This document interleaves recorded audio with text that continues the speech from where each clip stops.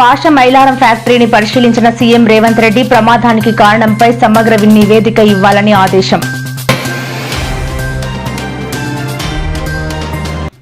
జగన్ వాహనం కింద సింగయ్య మృతి ఫోరెన్సిక్ రిపోర్టుతో వీడిన మిస్టరీ.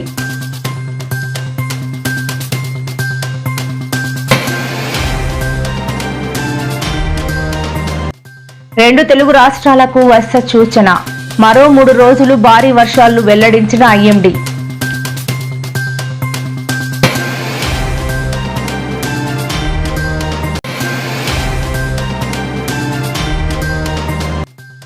ఏపీ హోంమంత్రి అనితకు చేదు అనుభవం, ఏకంగా తన భోజనంలో బొద్దింక రావడంపై ఆగ్రహం.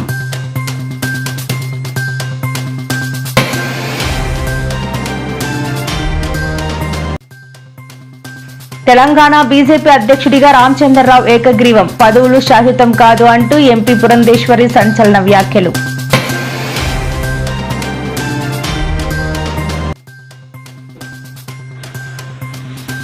ఏపీ లిక్కర్ స్కామ్ కేసులో నేడు సిట్ విచారణకు చెవిరెడ్డి, మరోసారి జైలు వద్ద హల్చల్.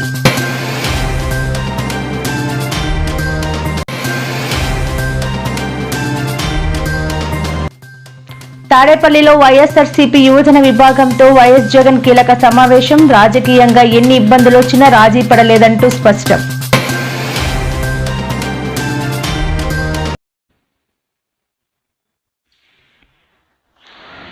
పాష మైలారం ఘటన దురదృష్టకరమని సీఎం రేవంత్ రెడ్డి అన్నారు. ఇవాళ ఘటనా స్థలానికి వెళ్లిన ఆయన పరిశ్రమల శాఖ అధికారులతో సమీక్ష అనంతరం మీడియాతో మాట్లాడుతూ ఇలాంటి ఘటనలు తెలంగాణలో మునుపెన్నడూ జరగలేదని అన్నారు. ప్రమాదం జరిగిన సమయంలో సిగాచి ఫార్మా కంపెనీలో మొత్తం 143 మంది కార్మికులు ఉన్నారని పేర్కొన్నారు. ఈ ప్రమాదంలో చనిపోయిన కుటుంబాలకు కంపెనీ వారితో మాట్లాడి ₹1 కోటి పరిహారం, తీవ్రంగా గాయపడిన వారికి 10 లక్షలు ఇప్పిస్తామని అన్నారు. పరిశ్రమలో భద్రతపై ప్రత్యేక కమిటీని ఏర్పాటు చేయబోతున్నామని వెల్లడించారు.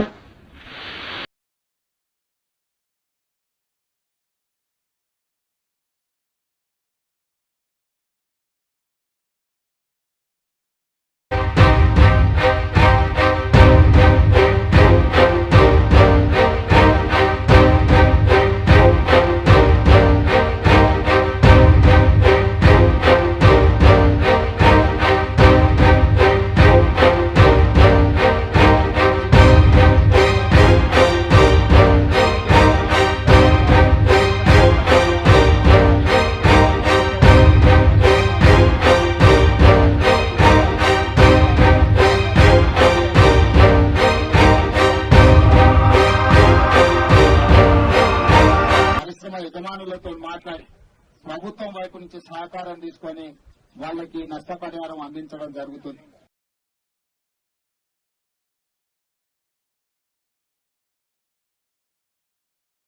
దీనికి సంబంధించి చనిపోయిన కుటుంబాలకు ₹1 కోటి నష్టపరిహారం ఇప్పించాలి. పరిశ్రమ వాళ్ళతో మాట్లాడి ప్రభుత్వం వైపు నుంచి పరిశ్రమ వైపు నుంచి చనిపోయిన కుటుంబాలకు ₹1 కోటి నష్టపరిహారం ఇవ్వాలి అని చెప్పి నేను ఆదేశాలు ఇవ్వడం జరిగింది.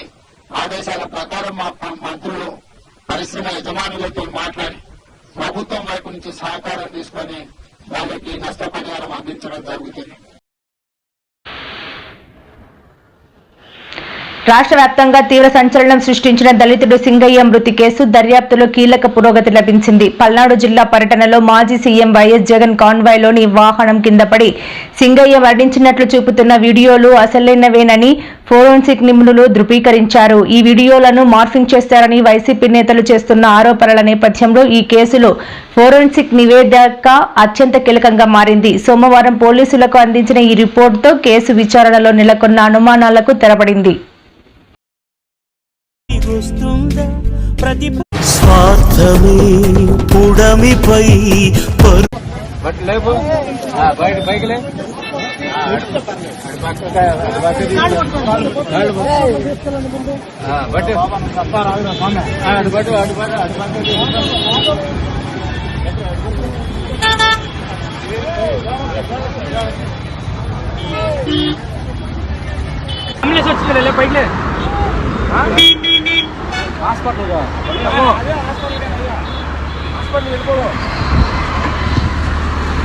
స్వార్థమే పుడమిపై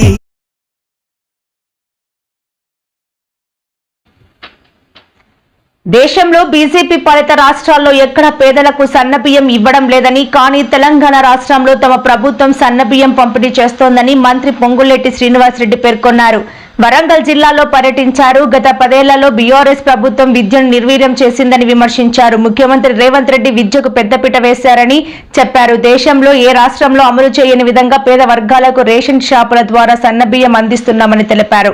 రాష్ట్ర వ్యాప్తంగా మొదటి విడతగా 4.5 లక్షల ఇందిరమ్మ ఇళ్లు ఇచ్చామని చెప్పారు.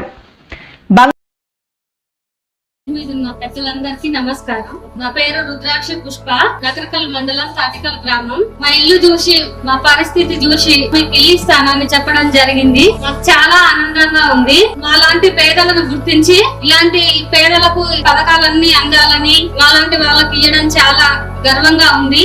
మేము సొంతింటి కళ మాకు కలగానే ఉంటుందని అనుకున్నాం. సొంతింటి కళ నెరవేరుతుందని మాకు చాలా ఆనందంగా ఉంది. ఎంతమంది పిల్లలు నీకు?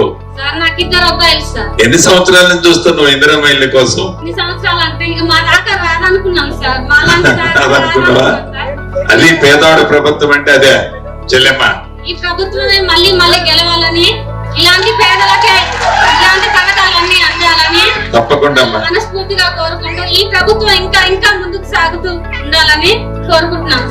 అయ్యా మాజీ ముఖ్యమంత్రి గారు, అయ్యా మాజీ నీటిపారుదల శాఖ మంత్రి గారు, ఏం కమిషన్ మిమ్మల్ని పిలిస్తే మీరేమన్నా పైనుంచి దిగొచ్చిన దేవుళ్ళ? తప్పు చేశారు కాబట్టి, తప్పు రుజువు కాబోతుంది కాబట్టి గుమ్మడికాయల దొంగ ఎవరంటే భుజాలు తడుముకున్నట్టు భుజాలు తడుముకుంటున్నారు. తప్పు ముమ్మాటిగా చేశారు. మీరు నిజంగా నిస్వార్థ పరులైతే మీరు ఈ ఉమ్మడి నల్లగొండ జిల్లా మీద మోసారు. ఈనాడు ప్రజల పక్షాన మాట్లాడుతున్నారు. ఈ నల్లగొండ ప్రాంతం పోరాడు ఆ స్వార్థంతోనే మీరు ఎస్ఎల్బిసిని టర్నల్ని పూర్తి చేయలేదన్నది నగ్న సత్యం. ఒక వారం రోజుల నుంచి మనం చూస్తున్నాం. బంకచర్ల అని వారికి ఆనాడు అంటిన బంకని ఈనాడు మణికంటియాలని తాపత్రయపడుతున్నారు. అసలు బంకచర్ల అనే అంశం, గోదావరి నీరు పెన్నా బేసిన్కి తీసుకుపోవాలనే అంశం ఎప్పుడు మొదలైందయ్యా? నిన్ను అధికారంలోకి తీసుకొచ్చినప్పుడు 2016లో ఆ తెలంగాణ పక్షాన నోరు ఇప్పాలి అనే జ్ఞానం మీకుందా? ముఖ్యమంత్రి గారిని, అధికారులు కానీ మీ తప్పిదాలని దాచిపెట్టుకోవడం కోసం మీ కాళేశ్వరం అనే స్కాము రోజు రోజుకి బలపడుతుంది అని దాన్ని వక్ర మార్గంలోకి తీసుకెళ్లటం కోసం మీరు ఆడుతున్న డ్రామా అని తెలంగాణ ప్రజలు గ్రహించడం లేదనుకోవటం మీ అవివేకం. బంగాళాఖాతంలో ఏర్పడిన వాతావరణ పరిస్థితుల కారణంగా తెలుగు రాష్ట్రాల్లో రానున్న 3 రోజుల పాటు వర్షాలు కురుస్తాయని వాతావరణ శాఖ వెల్లడించింది. ఇప్పటికే కొనసాగుతున్న ఉపరితల ఆవర్తనానికి తోడు ఉత్తర బంగాళాఖాతంలో అల్పపీడనం ఏర్పడే అవకాశం ఉండటంతో పలు ప్రాంతాల్లో మోస్తారు నుంచి భారీ వర్షాలు పడొచ్చని అధికారులు అంచనా వేస్తున్నారు. ఈ మేరకు తెలంగాణ, ఆంధ్రప్రదేశ్ రాష్ట్రాలకు వేర్వేరుగా హెచ్చరికలు జారీ చేశారు. తీరం వెంబడి గంటకు 40 నుండి 50 కిలోమీటర్ల వేగంతో బలమైన గాలులు వీచే ప్రమాదం ఉన్నందున హెచ్చరికలు జారీ చేశారు.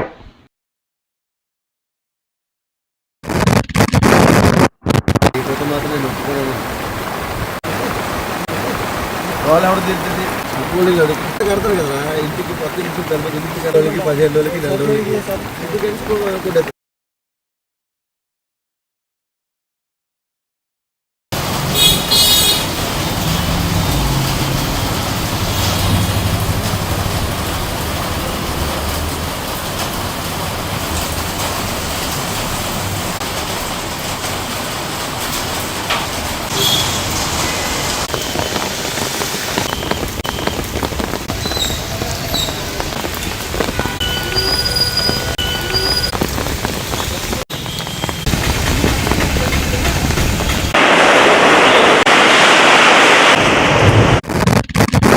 కిలోమీటర్స్ హైట్ వరకు ఉంది. దాని నుండి ఒక ఉపరితల ద్రోణి మనకి ఆంధ్ర మీదుగా పాస్ అవుతోంది. దాని ప్రభావంతో మనకి రాష్ట్రంలో మన ఉత్తర దక్షిణ కోస్తా ఆంధ్రాకి విస్తారంగా వర్షాలు పడే అవకాశం ఉంది. రానున్న 24 గంటల్లో విస్తారంగా వర్షాలు పడతాయి. దాని ప్రభావంతో 1-2 చోట్ల భారీ వర్షాలు కూడా పడే అవకాశాలు ఉన్నాయి. భారీ వర్ష సూచన ఉన్న జిల్లాలు వెస్ట్ గోదావరి, ఏలూరు, కృష్ణా, గుంటూరు, బాపట్ల, ప్రకాశం, నెల్లూరు. ఈ జిల్లాల్లో భారీ వర్షపాతం నమోదయ్యే అవకాశం ఉంది. అదేవిధంగా గాలులు 35 నుండి 45 కిలోమీటర్ల వేగంతో, గస్టింగ్ టు 55 కిలోమీటర్ల వేగంతో కోస్తా వెంబడి వీచే అవకాశం ఉంది. ఏపీ హోంమంత్రి అనిత రాష్ట్రంలోని ఓ బీసీ బాలికల హాస్టల్ను సందర్శించి విద్యార్థులతో కలిసి భోజనం చేశారు. ఈ క్రమంలో హోంమంత్రి విద్యార్థులతో కలిసి భోజనం చేస్తుండగా ఆమె ప్లేట్లోనే బొద్దింక వచ్చింది. దీంతో ఆమె వంట మనుషులపై ఆగ్రహం వ్యక్తం చేశారు. తనకు పెట్టిన భోజనంలోనే బొద్దింక వచ్చిందని వంట సిబ్బందికి చూపించారు. ఒకరిద్దరిని విధుల నుండి తొలగిస్తే దారికి వస్తారని మండిపడ్డారు. ప్రస్తుతం దీనికి సంబంధించిన వీడియో వైరల్ అవుతోంది. మంత్రికి పెట్టిన భోజనంలోనే బొద్దింక వస్తే ప్రతిరోజు హాస్టల్లో విద్యార్థుల పరిస్థితి ఏంటని నెటిజన్లు ప్రశ్నిస్తున్నారు. అలా భోజనం పెడుతున్న వారిపై కఠిన చర్యలు తీసుకోవాలని డిమాండ్ చేస్తున్నారు.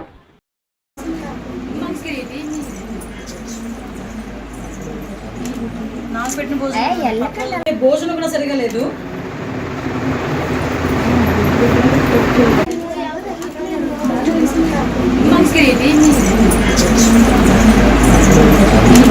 నాకు పెట్టిన భోజనం కూడా సరిగా లేదు.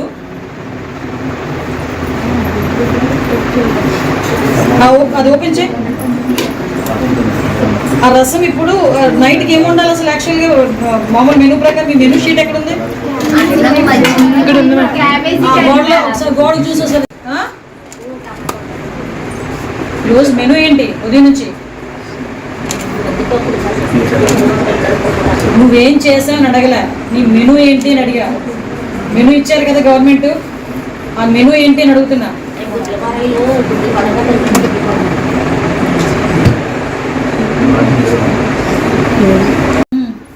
అది మీరు రాసుకున్నదా లేకపోతే గవర్నమెంట్ ఇచ్చిందా? గవర్నమెంట్ ఇచ్చింది.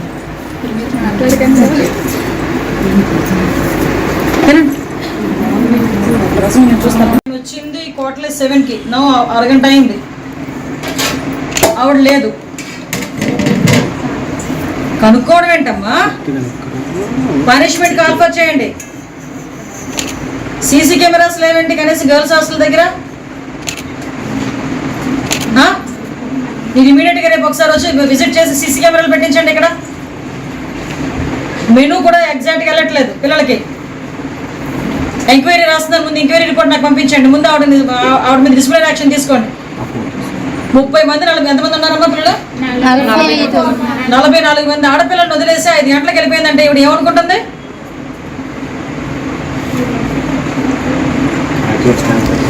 నేను ఇక్కడే ఉంటాను, నాకు అన్ని పట్టుకుని రిపోర్ట్ పట్టుకోండి మీరు. ఏం పరిస్థితి? వాడేని ఎన్ని గంటల వరకు ఉంటున్నారు? ఫోన్ చేస్తారా మీరు? భోజనం అరేంజ్ రెడీ వస్తాం మేము అందరం. భోజనం నాకు నేనే నిర్మించాను. మీరందరూ నాకు ప్రెసిడెంట్ అవ్వడానికి రాలేదు. నా బాధ్యత మీరందరూ శుభ్రంగా ఉంటారు, మీకు సెక్యూర్గా ఉంటారు.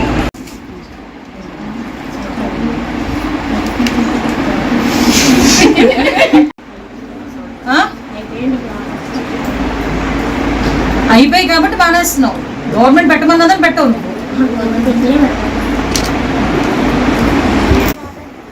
మేడం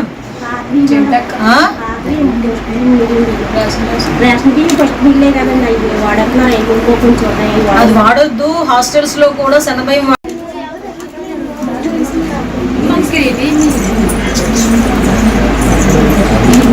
నాకు పెట్టిన భోజనం. బీసీ వెల్ఫేర్ హాస్టల్ ఇంత అద్భుతంగా ఉన్నాయి, ఎంత అద్భుతంగా ఉన్నాయని మేము అనుకుంటుంటే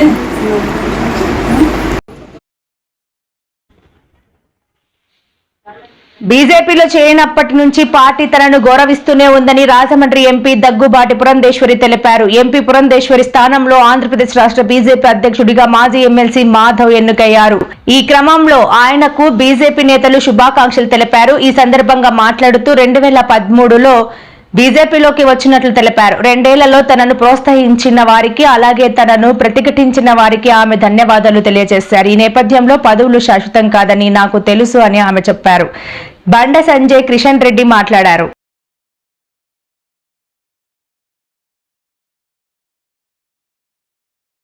సంబంధించినటువంటి సిద్ధాంతానికి అనుగుణంగా వెళ్ళాలి అనేటువంటి ఆలోచనేనని చెప్పి ఈ సమావేశం మాధ్యమంగా మీ అందరికీ కూడా నేను తెలియజేస్తున్నటువంటి విషయం. అయినా కూడా వారికి కూడా సుదీర్ఘమైన గమనించవలసినటువంటి విషయం ముందుకు వెళ్ళారు. ఈ సందర్భంలో అయితే ఈ యొక్క బాధ్యత ఉన్నటువంటి ఈ బాధ్యతలు కానీ వేదిక మీద ఉండేటువంటి కాలం తాత్కాలికం, అది 2 సంవత్సరాలు కావచ్చు. ఎందుకంటే అప్పుడే మీరందరూ నేను కిందకి దిగొచ్చిన కాలమే సమాధానం చెబుతుందని కిందకి దిగొచ్చినప్పుడు నన్ను అదే ప్రేమ గౌరవంతో చూస్తారు అని చెప్పి ఆనాడు నేను. ఏపీ లిక్కర్ స్కామ్ కేసులో నేడు సిట్ విచారణకు హాజరయ్యే ముందు చెవిరెడ్డి భాస్కర్ రెడ్డి మరోసారి హల్చల్ చేశారు. తనపై తప్పుడు కేసులు పెట్టారని ఆగ్రహం వ్యక్తం చేశారు. అన్నిటికీ కాలమే సమాధానం చెబుతుందని వ్యాఖ్యానించారు. దేవుడు చూస్తూ ఊరుకోడని సమాధానం చెబుతాడని అన్నారు. సిట్ వద్ద గొప్ప గొప్ప దర్శకులు రాజమౌళి, సుకుమార్ ఉన్నారని వ్యాఖ్యానించారు. ఇదిలా ఉంటే ఈ కేసులో చెవిరెడ్డి భాస్కర్ రెడ్డి, వెంకటేష్ నాయుడులను సిట్ ఇటీవల అదుపులోకి తీసుకుంది. ఇద్దరిని ఈ రోజు నుండి 3 రోజుల పాటు విచారణకు కోర్టు ఆదేశించింది. నువ్వు ఫ్రెండ్స్ అని చెప్తా, నన్ను తీసుకెళ్లి కోర్టులో సబ్మిట్ చేస్తావు.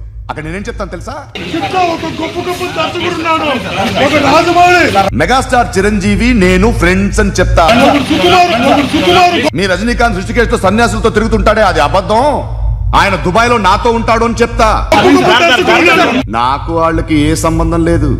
కానీ ఇది నిజమా కాదా అని మీరు తెలుసుకోవడానికి 10 ఏళ్లు పడుతుంది.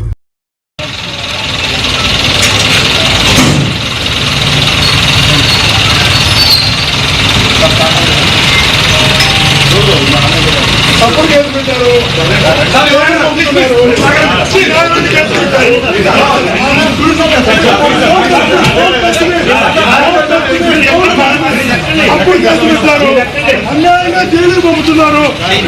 ఒక గొప్ప గొప్ప దర్శకుడున్నాడు, ఒక రాజమౌళి, ఒక సుకుమార్, గొప్ప గొప్ప దర్శకుడున్నాడు. అన్నిటికీ కాలు సమాధానం చెప్తుంది. తప్పుడు కేసులు పెట్టిన ప్రతి ఒక్కరికి దేవుడు శిక్షిస్తాడు. తప్పుడు కేసులు పెట్టారు, అన్యాయంగా తప్పుడు కేసులు పెట్టారు. గొప్ప గొప్ప నటులంతా ఉన్నారు అక్కడ, గొప్ప గొప్ప దర్శకులు. భగవంతుడితో చెప్తున్నా, తప్పుడు కేసు పెట్టి జైలు పంపుతున్నారు. తప్పుడు కేసుకి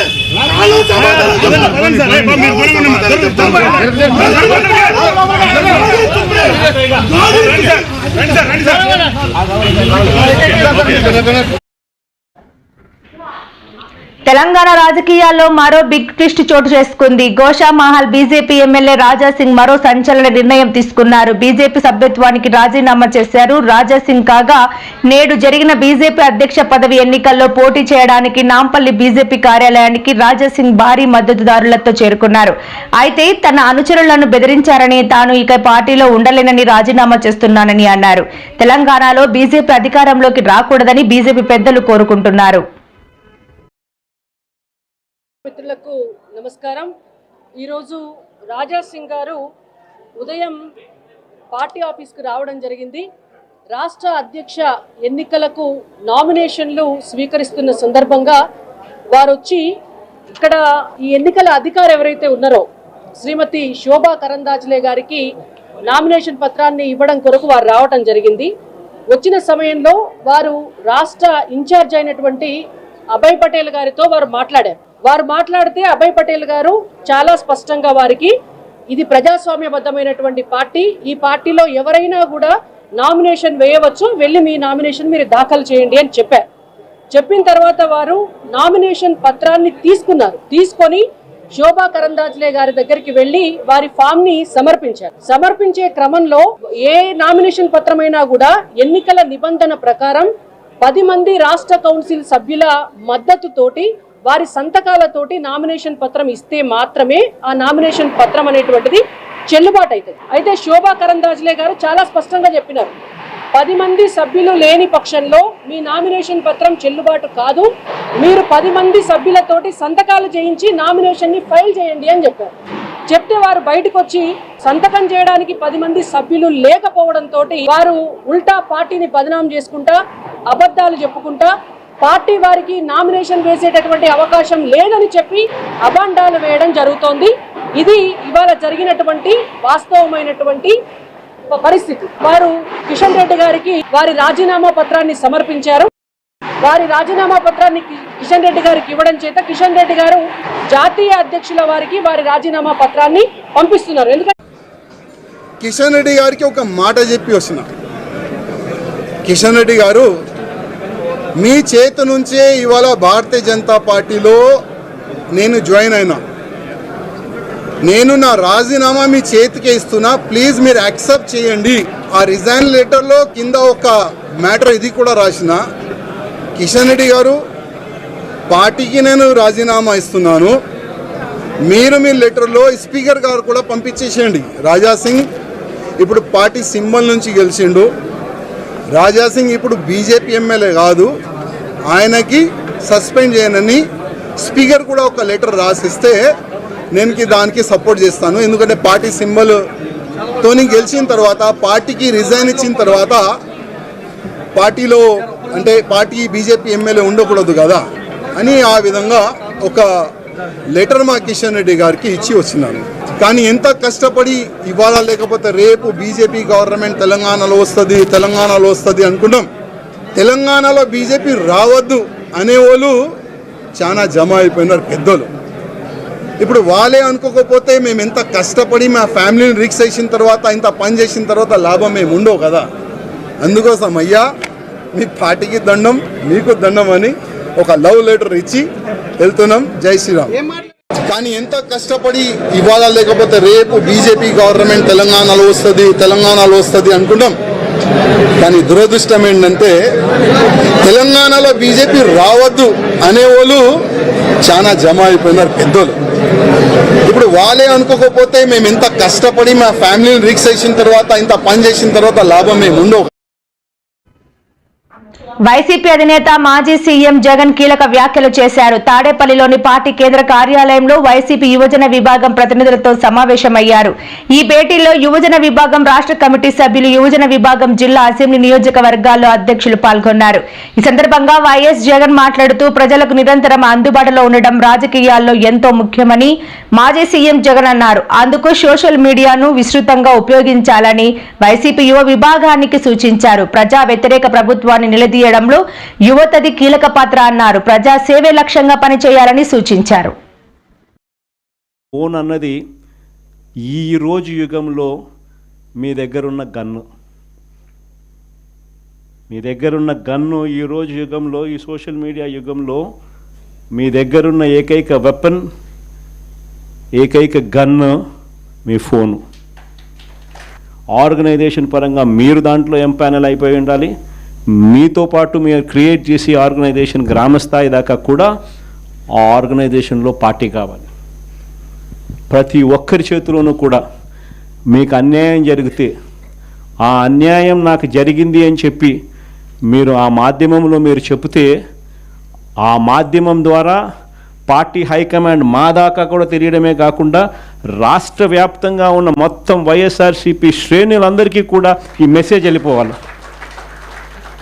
ఎవరికి ఎక్కడ ఏ అన్యాయం జరిగినా కూడా మొత్తం పార్టీ తనకు తోడుగా నిలబడే కార్యక్రమం జరగాల. ఇది విజన్. నా జిల్లా ప్రోగ్రాములు కూడా మళ్ళీ ఉంటాయి. నా ప్రోగ్రాంతో పాటు చివరిలో నా పాదయాత్ర కూడా ఎట్టగో జరుగుతుంది.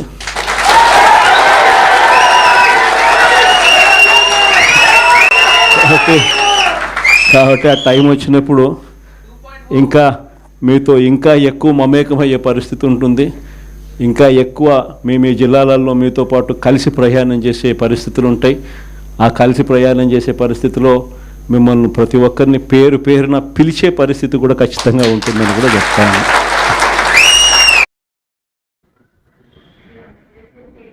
విద్యార్థులకు విద్యాబుద్ధులు చెప్పాల్సిన ఉపాధ్యాయులు కామాంధులై కన్ను మిన్ను కానక ప్రవర్తిస్తున్నారు. ఆడపిల్లలపై ఎక్కడ పడితే అక్కడ చేతులు వేస్తూ కామ పాఠాలు బోధిస్తున్నారు. నెల్లూరు జిల్లాలో చోటు చేసుకున్న ప్రభుత్వ ఉన్నత పాఠశాలలో వెంగయ్య అనే వ్యక్తి ఉపాధ్యాయుడిగా విధులు నిర్వర్తిస్తున్నాడు. క్లాస్ చెప్పే సమయంలో ఆడపిల్లలపై ఎక్కడ పడితే అక్కడ చేతులు వేయడం చేసేవాడు.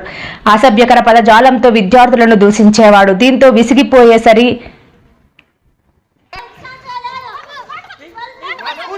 దీంతో విసిగి వేసారిపోయిన విద్యార్థినిలు విషయాన్ని వారి తల్లిదండ్రులకు చెప్పారు. ఎడాపెడా బాదారు. చివరకు ఆ దెబ్బలకు తాళలేక ఉపాధ్యాయుడు వెంగయ్య పాఠశాల పహారీ దూకి పరారయ్యాడు.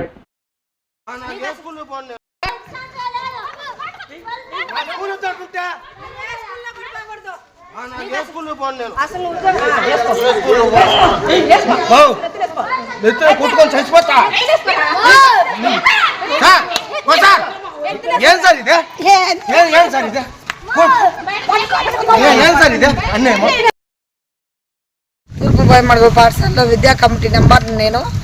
ఈరోజు వెంగయ్య సార్ అనే అతను ఎస్టీ అమ్మాయిని ఒక అమ్మాయిని తీసుకొని పోయి గందరగోళం అయి ఉంటే మేము పేరెంట్స్ అడగడానికి వెళ్ళాము.